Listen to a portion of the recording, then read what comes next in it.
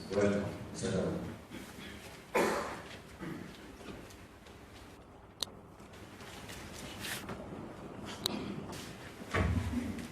Thank you, President.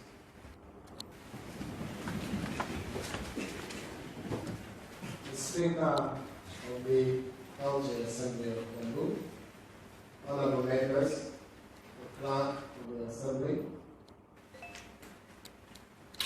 this is a memorable day for the County of Kiambu, and it is with this utmost honor that I address this inaugural session of the county's very first assembly. I wish to congratulate you, honorable members of this assembly, on your election into this house. I also congratulate you, Mr. Speaker, and your deputy upon your election. The people of the county of Kiambu have freely expressed their will in diligently choosing those in whom they trust to help lead this county, and we thank them for their faith in us to represent them in governing this county. It is with humility that we accept this honor and acknowledge that by their gracious judgment, they have vested in us the responsibility to serve them, rather than the power to rule them as envisaged in our Constitution. We are mandated to defend this Constitution, and we shall not disappoint them. Mr. Speaker, a little over a fortnight ago, I found this county's government's regard for the rule of law and our commitment to work in unity despite our political affiliations towards the implementation of our manifesto through various programs and initiatives for the benefit of all people of the county of Kiambu. Mr. Speaker, that is the mystery of democracy. That today we begin the journey towards honoring our pledge to end an era of deadlock and drift and unite as a government of the people of Kiambu. To many, the government is not a solution to their problems. The government is the problem. I appeal today to the officers of government of the county of Kiambu, both the executive and the assembly, to work together with the people whom they serve towards finding solutions for this county.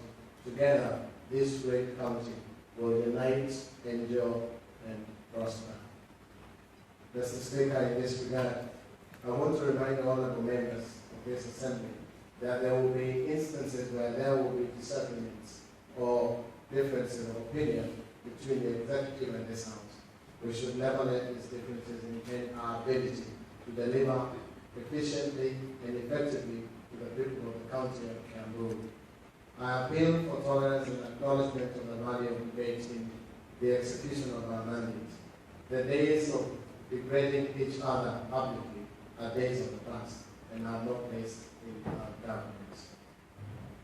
Our people expect much of us, and it is our duty to observe the guiding principles of leadership and integrity, including the exercise of discipline and commitment in serving the people as enshrined in our Constitution, Article 73.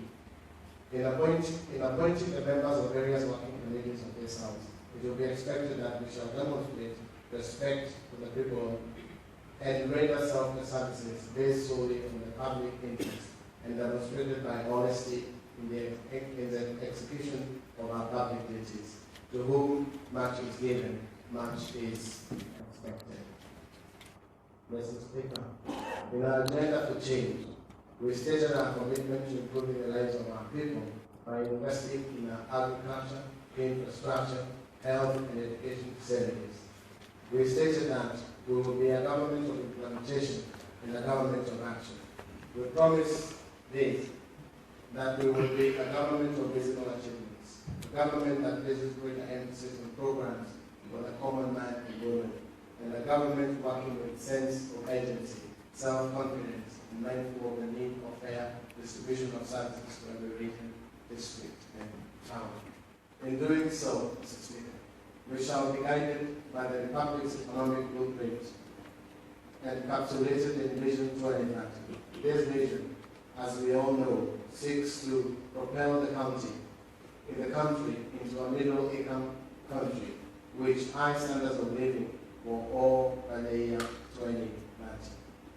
We are part of the Republic, and need to work towards achieving the ideals of that vision and making them a reality for the people of Kiambu also. Honorable members, you will agree with me that corruption has undermined our economy and inhibited what would otherwise have been rapid growth of this great nation. It has undermined our most important institutions and tarnished our reputations as leaders. Indeed, in the Corruption Perceptions Index 2012, Kenya is ranked 139 out of 176 countries, tied with Azerbaijan, Nepal, Nigeria, and Pakistan. It is further estimated that the average urban Kenyan pays 16 bribes per month.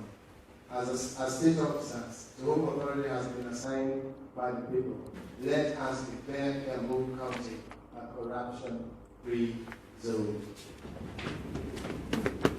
As we execute our process, presently, we shall embark on a process of auditing all public property and assets falling within our jurisdiction, establish and maintain computerized systems to track and audit transactions involving public property and assets, in order to restore honor and dignity to public offices such as those we hold.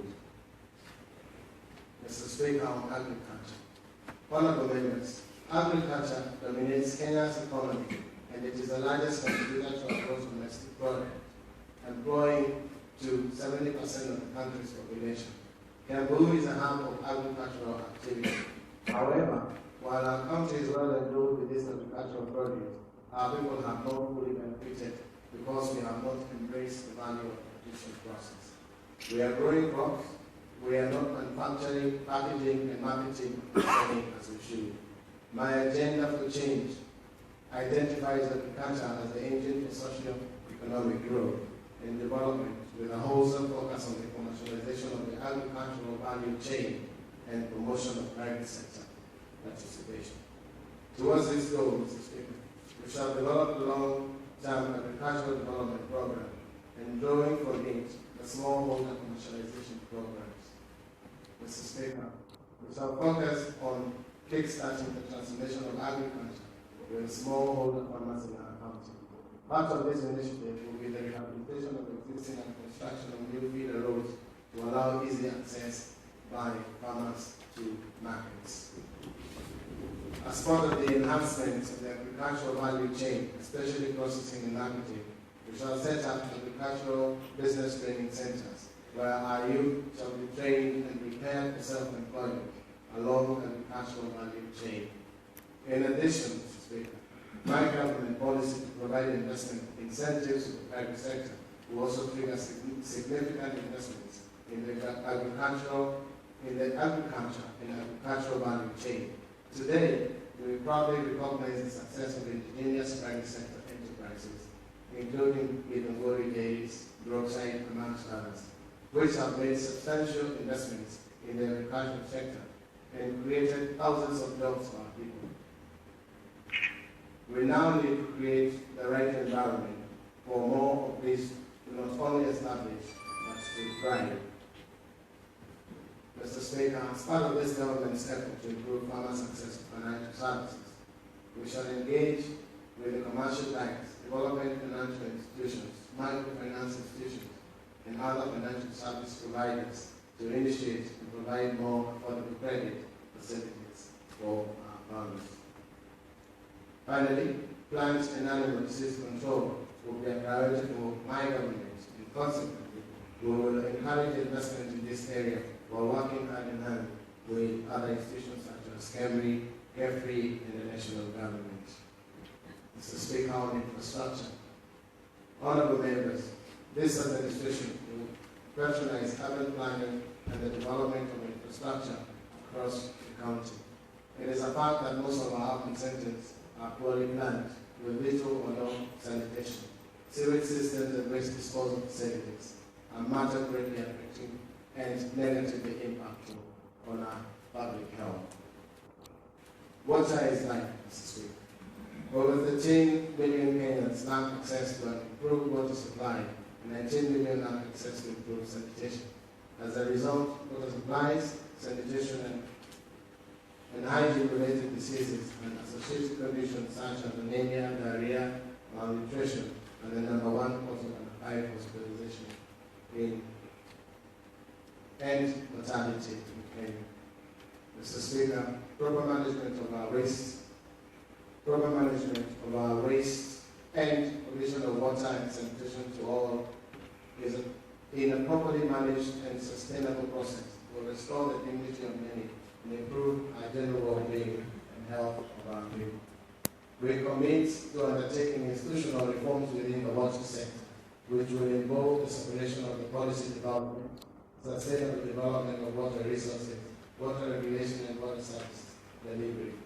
Sustainable development of water resources is dependent on the prudent management of our environment.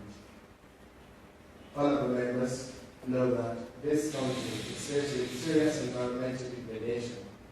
This is largely due to the reckless destruction of our forests and water catchment areas. It is this government's intention to act with prudent haste by implementing measures to rehabilitate and protect our environment for our future generations, ensuring that everyone caught in destroying forests will water catchment areas will meet the full force of the law. Honorable members, we are also endowed with great potential to attract tourism. We have Thika Falls, Narita Forest, amongst others, whose splendor is immeasurable. We shall be soon rolling out programs aimed at exploiting this dormant yet promising subsector. On the issue of roads, Mr. Speaker, we shall establish an authority for overseeing the maintenance of all core access road networks in the county. The development and implementation of an integrated and comprehensive road policy, which dictates a coordinated approach in the mobilization and utilization of resources for the construction of feeder roads, shall be central to our programs. Mr. Speaker, we are aware that our resources are limited, and therefore, in order to speed up development, we recognize the need to partner with the private sector in the construction and expansion of our county road network. Key interventions will include legislating the framework for the grant of concessions on variations of the build, operate, transfer model for the bitumen roads in order to upgrade the existing poor network as well as build brand new roads within the county. In line with our commitment to the infrastructure development, my government shall also focus on the rehabilitation of the construction of community access roads and small bridges. It is this government's promise to also focus on implementing affordable housing projects in conjunction with the private sector investments by providing access to affordable homes to citizens of this county and its neighbors. We make great strides towards the restoration of the dignity of our people. Mr. Speaker, to this end, an immediate priority will be to establish a committee to audit all pending legislative bills and projects in this sector, proposed to be established in the former township, county, and municipal councils, and to mark the allocation of county government properties all over the county. Finally, Mr. Speaker, we are aware of the fact that in the past, irregular allocation of public land became commonplace. Indeed, land became the most critical tool of political patronage. However, in my government, it is recognized that land is first and foremost a vital economic, environmental, and social resource. My government will therefore implement plans to systematically redress past mismanagement of our land as a resource by bringing to justice all those who are involved in these irregular land dealings.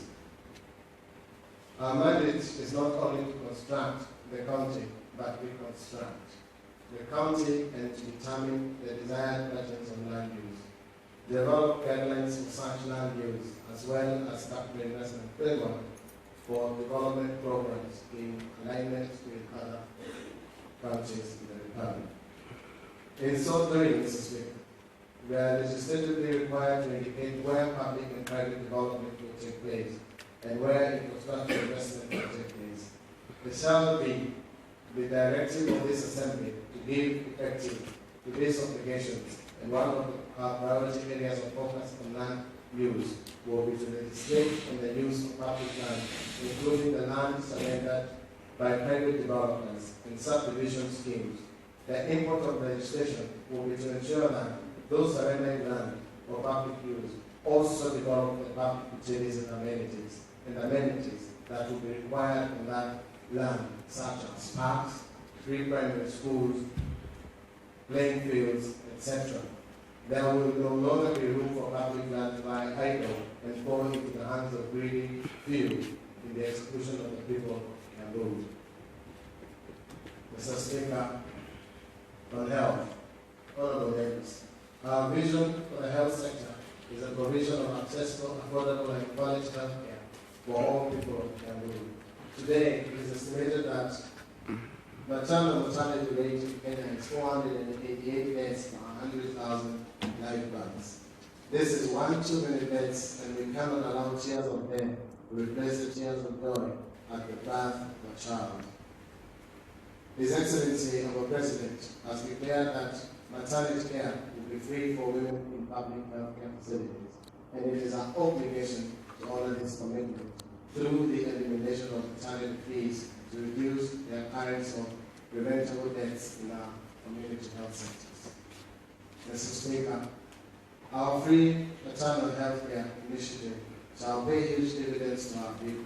The initiative shall lead to more women delivering their babies in a health facility and maternity complications being managed in health facilities, which shall lead to a drop in the fertility rate in these cases.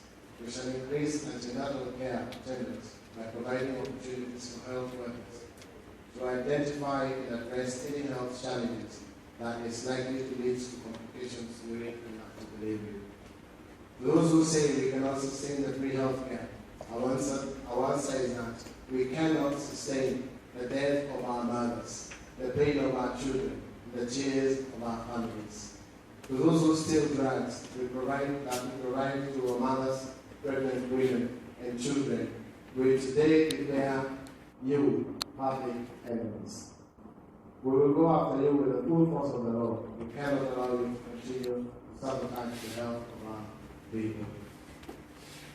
Honorable members, though we shall strive to greatly reduce maternal and child mortality, we shall grapple with percentages that we must bring down.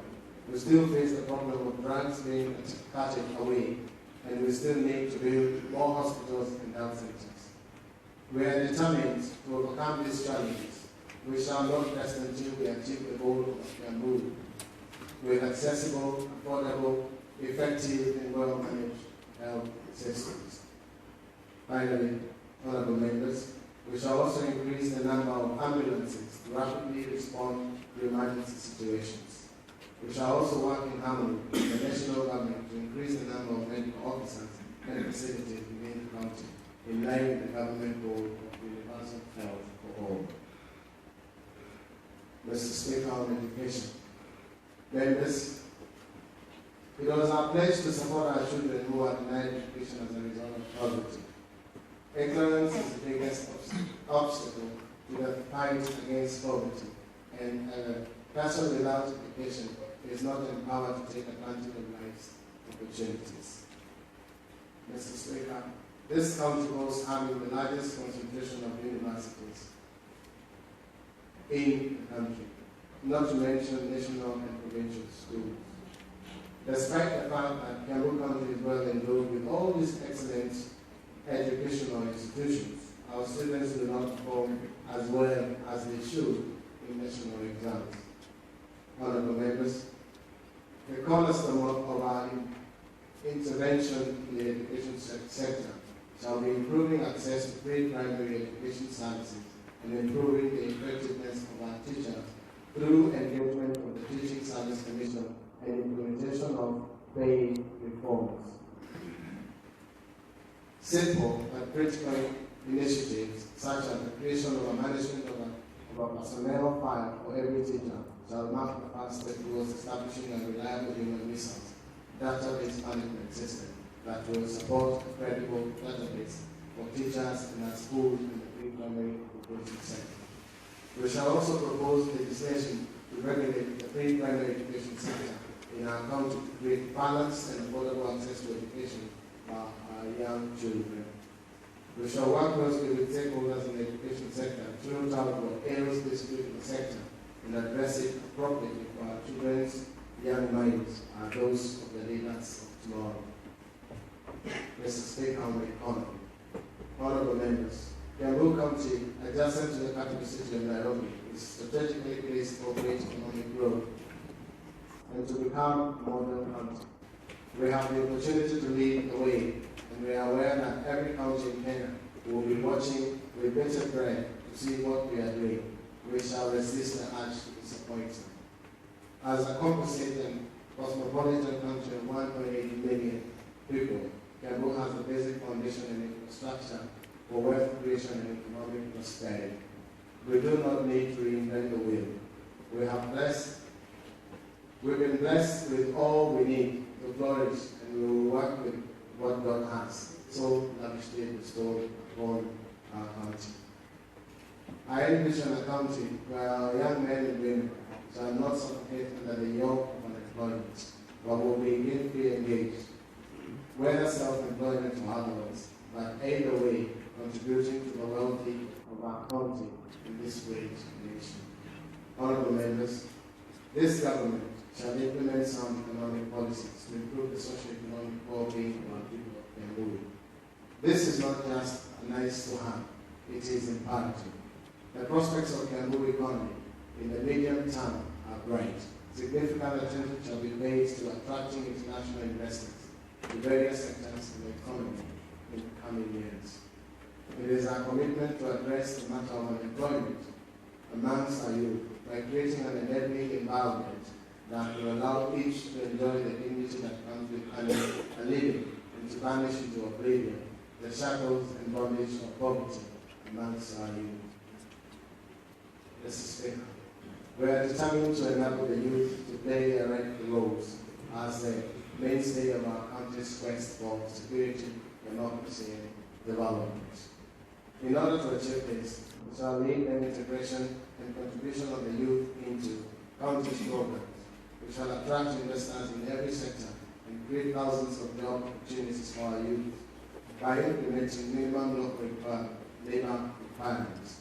We shall create employment opportunities in our infrastructural development programs, in the roads that are being constructed in every district and in every region, and our implementation of the smallholder commercialization program. Knowing that the presence of employment must be matched with the presence of skills, we shall strive to build more vocational centers to match up the skills of our youth with jobs. Honorable members, from the provisions of transport services in remote areas through the border to their involvement in the ICT in video center businesses, from their determination to succeed at universities, and the moral networks they are creating within religious organizations, the positive march of the youth is unstoppable. Together, we will overcome the remaining challenges and sustain a violence-free, democratic, and development-oriented youth culture. Honorable members, it is my belief that with restored dignity in themselves, we shall be able to jointly address the issues of consumption of illicit goods in this country by our youth. With less time to drink and more time to work, and armed with hope for tomorrow through engagement in fruitful and meaningful economic activity, we shall work towards a better Kiambu for our own benefit and that of our future generations.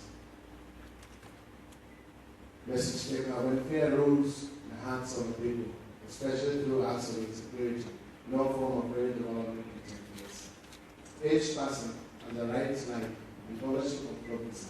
Sadly, there are some Kenyans who have chosen to make a habit to disrupt the lives of fellow citizens. The message to them is clear: lay down the wicked ways in which they lives. This government will not allow anyone to interfere with this important rights, and we shall appropriately deal with the problem of informal crime groups that have been bred by endemic poverty by implementing effective, punitive, and deterrent measures. Mr. Speaker, in order to implement this